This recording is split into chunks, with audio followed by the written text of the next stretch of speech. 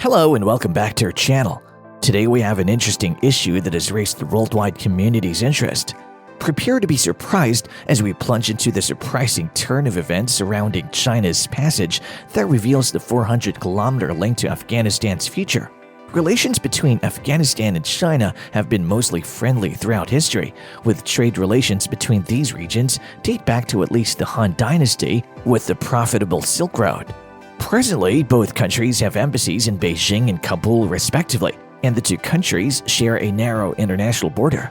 We will discover the fascinating considerations that inspire these major projects as we dig into the fascinating world of the makers. Join us as we examine and know if there is more to the story than joining us on this journey. Don't just watch, do well to subscribe and share your opinion on the China mega projects. Stay tuned to discover the reality behind this.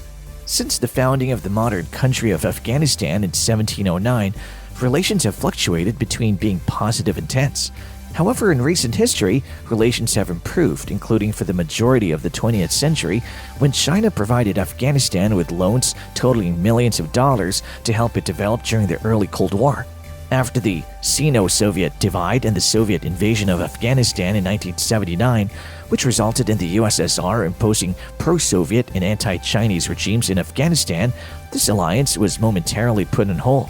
However, after the withdrawal of Soviet forces and the subsequent normalization of relations between the Soviet Union and later Russia and China, China-Afghan relations have also greatly improved in the 21st century.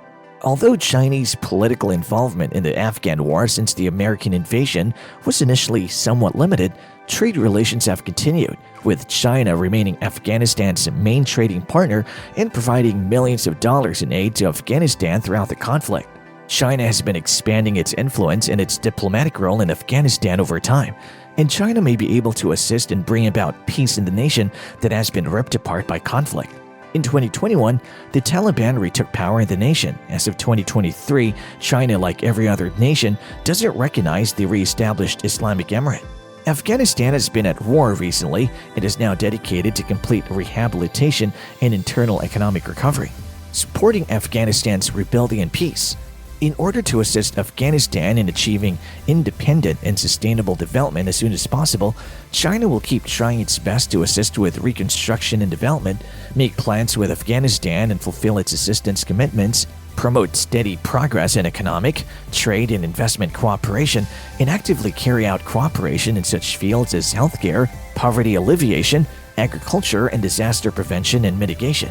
China supports Afghanistan's integration into regional economic connectivity and cooperation, which will convert Afghanistan from a landlocked county to a landlinked country, and it welcomes Afghanistan's involvement in the Belt and Road Initiative.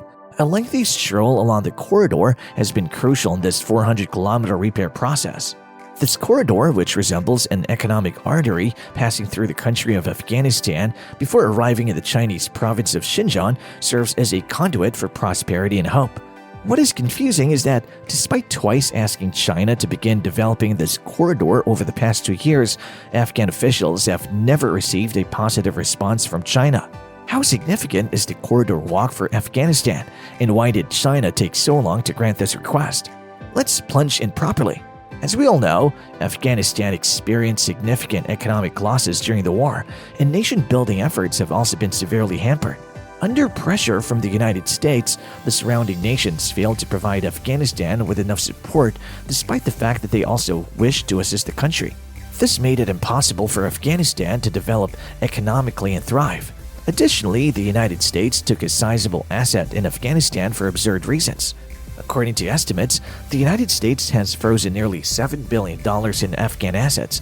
This makes it harder for Afghanistan to develop its future reconstruction. In this situation, Afghanistan can only turn to other assistance, and China has always been a crucial partner of their cooperation. These assets were originally significant funds used by Afghanistan for national construction and development, but they're now being seized in the hands of the United States. Chinese businesses have been helping Afghanistan during the past few years, significantly contributing to the country's national development and economic growth. For instance, Chinese businesses formerly helped build the Caracas Highway, which runs across Afghanistan and is a tremendous convenience for the country's economic growth. This highway connects China with Pakistan. Additionally, China has given hundreds of millions of dollars in aid to Afghanistan, the majority of which is used to restore infrastructure, enhance people's welfare, and increase access to medical care and health services. The worth of China's support is quantifiable. As a result, Afghanistan has taken the initiative to provide Chinese businesses the mining rights to a significant number of mineral oil projects as payment for China's assistance. The value of these projects exceeds $100 billion, and Afghanistan has long hoped to expand the walking corridor or with China in tandem due to the two sides' strong cooperation connection. Afghanistan and China are near neighbors, and the two peoples have a long-standing bond. China's stance on the Afghan problem at the moment is as follows. After the three respects and three nevers, China respects Afghanistan's sovereignty, independence, and territorial integrity. It also respects the Afghan people's right to make their own decisions and their right to practice their respective religions and national customs. China never meddles in the internal affairs of Afghanistan, never looks out for its own interests there, and never pursues so-called spheres of influence, assisting Afghanistan's government in exercising moderation and caution. China genuinely wishes that Afghanistan may establish an inclusive and open political system, pursue moderate and responsible home and international policies, and engage in cordial relations with all nations, including its neighbors. We sincerely hope that the Afghan interim government would uphold the fundamental rights and interests of all Afghans, especially women, children, and members of all ethnic groups, and keep up its aggressive efforts to fulfill the aspirations of both the Afghan people and the international world. Do you realize the importance that the creation of the walk-in corridor has? The walk-in corridor serves as a crucial route linking China and Central Asia. It's the sole land route linking China and Afghanistan, and it's situated on the prime plateau between South Asia and the Middle East. The corridor is 400 kilometers long, of which 100 kilometers are in China and 300 kilometers are in Afghanistan. Only 15 kilometers and 75 kilometers respectively separate the narrowest and broadest points. The walk-in corridor are a crucial section of China's old Silk Route and have a lengthy history dating back to the Han era. As a result, the walk corridor's development is crucial to Afghanistan's economic growth and national reconciliation. Take freight as an illustration. At the moment, Pakistan and the port of Karachi are the primary sources of commerce in Afghanistan. However, the cost of transportation from the port of Karachi to Kabul might be as high as nearly $350 per ton of data show.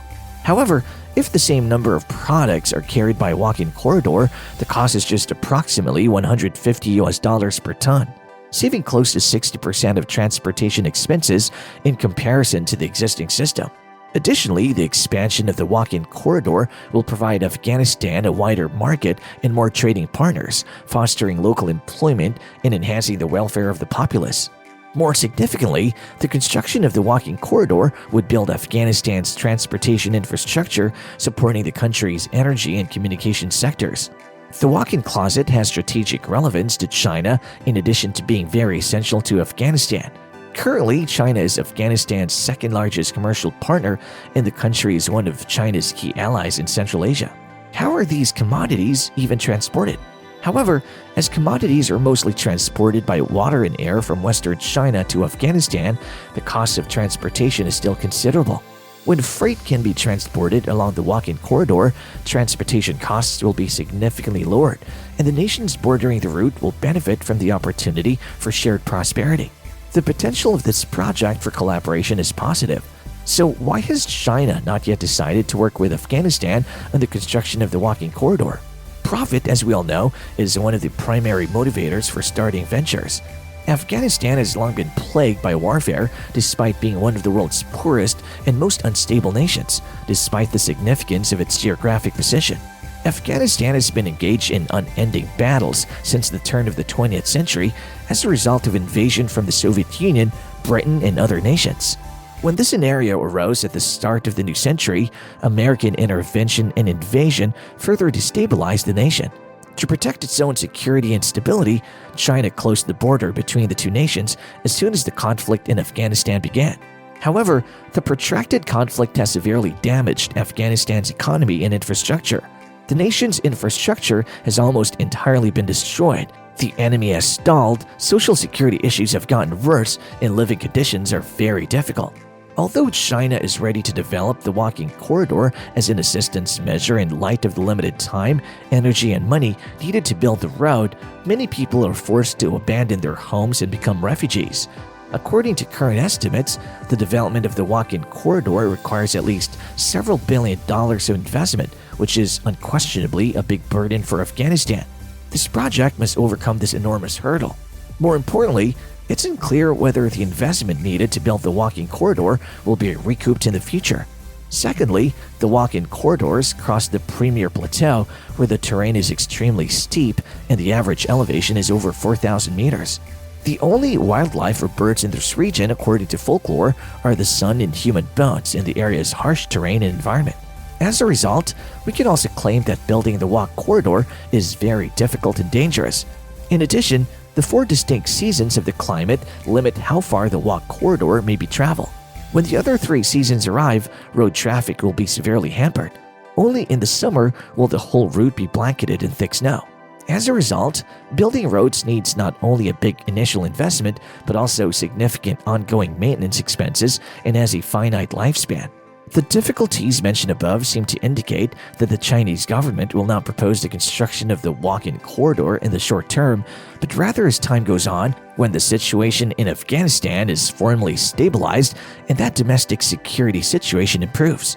In order to complete this enormous project, construction workers need to have the courage and perseverance to stand upright. I think that the walk-in corridor will be constructed by the governments of China and Afghanistan in accordance with a shared desire. It'll aid in facilitating a solution to Afghanistan's refugee and humanitarian problems. Concerned about the plight of Afghan refugees, China would keep extending aid via bilateral and international channels. China encourages the relevant UN agencies to play a constructive role in this regard, supports regional nations' efforts, and calls on the international community to continue providing humanitarian and development aid to help Afghanistan rebuild its economy and establish the right conditions for a just and lasting solution to the refugee problem. China will assist Afghanistan in its war against drugs. China welcomes and encourages Afghanistan to take additional concrete steps to combat drug cultivation, production, and trafficking. China will also work with the international community to support Afghanistan's alternative development in a crackdown on transnational drug-related crimes in an effort to eradicate the region's drug supply. Today we've explored China's passage reveals the 400-kilometer link to Afghanistan's future. The walk corridor has added so many values to Afghanistan. We hope this voyage into the 400-kilometer link walk corridor to China from Afghanistan was enjoyable for you. Don't forget to press the like button and subscribe to our channel if you enjoyed and found this video interesting. Do you believe China's collaboration with Afghanistan will continue? Drop in the comment section. We'd love to hear your thoughts and observations. Thank you for watching and joining us on China Mega Projects. We look forward to seeing you in the next video. Bye!